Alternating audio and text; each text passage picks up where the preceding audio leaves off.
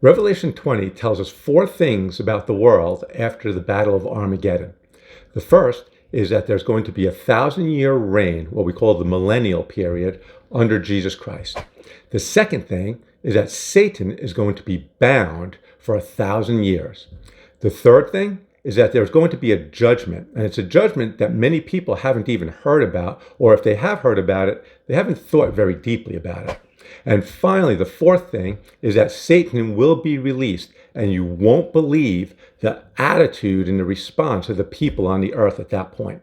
So we're going to start with first the Millennial Kingdom of Jesus.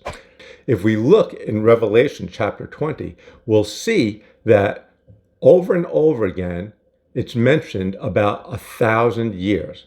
Now, there are many people who believe that 1,000 years isn't a literal 1,000 years. It's just symbolic for a long period of time. The biggest problem with that is that literally we read verse after verse after verse, from verse 2 to verse 7. 5 times in those 5 verses, John specifically says 1,000 years. Now, I get it if we only saw it once. If one time it said 1,000 years, we can have a concept that maybe 1,000 years just means a long time.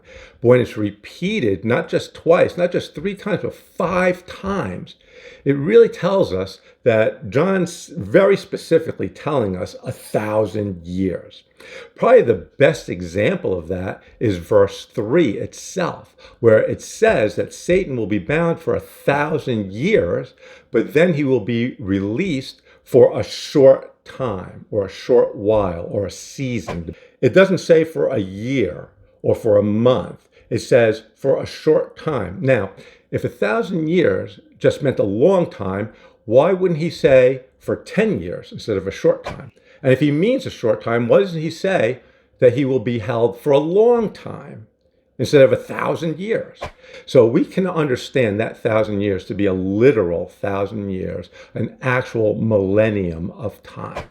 Now, when we look at this millennium of time, we read throughout the Old Testament about this millennial period. We read about it in Daniel chapter 2. We read about it in Ezekiel chapters 40 through 48. We read about it in Isaiah 65. And I want to spend a little bit of time there because Isaiah 65 tells us a lot about what that millennial kingdom will look like. So let's just take a quick look at Isaiah 65 and see what it says about the millennial kingdom.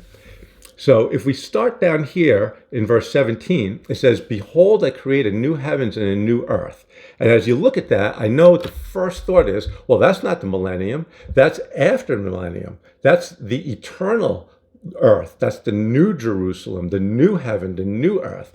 And actually it's not. And we'll see why as we move forward. But remember that before this, there has been 21 times where the wrath of God has been sent down upon the world. And in that wrath, the waters have been destroyed, the mountains have been destroyed, the heavens have been destroyed, the sun has been destroyed, the moon has been destroyed.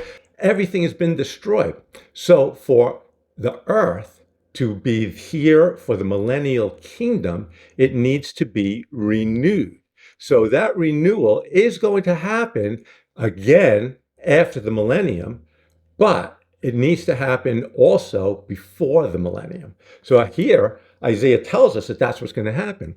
And it says in verse 17, "Behold, I create new heavens and a new earth. The former things will not be remembered or come to mind." And when it says the former things, it means all that wrath that has happened in this tribulation period.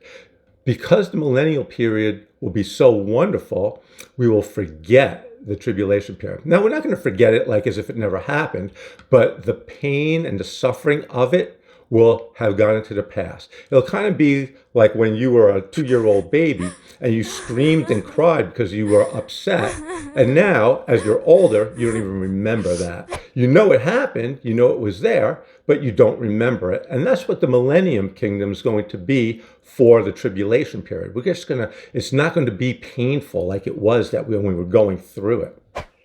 And just to skip around a little bit so you get an idea of what it's going to be like, it says in verse 19, "Rejoice in Jerusalem, be glad in my people." And then at the end of it says, The voice of weeping and the sound of crying will no longer be heard in her.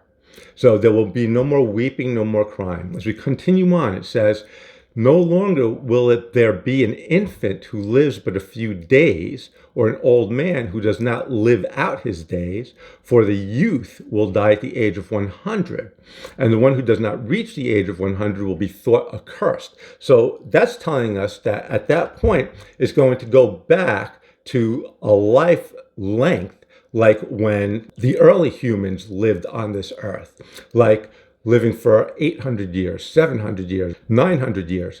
So we're going to see that life is going to be long. And in fact, if somebody dies at 100, it's because probably they were in some ways accursed. So they are taken out of the world. An infant will be considered 100 years old. So we're going to see there's going to be long life. What else are we going to see during this period of time?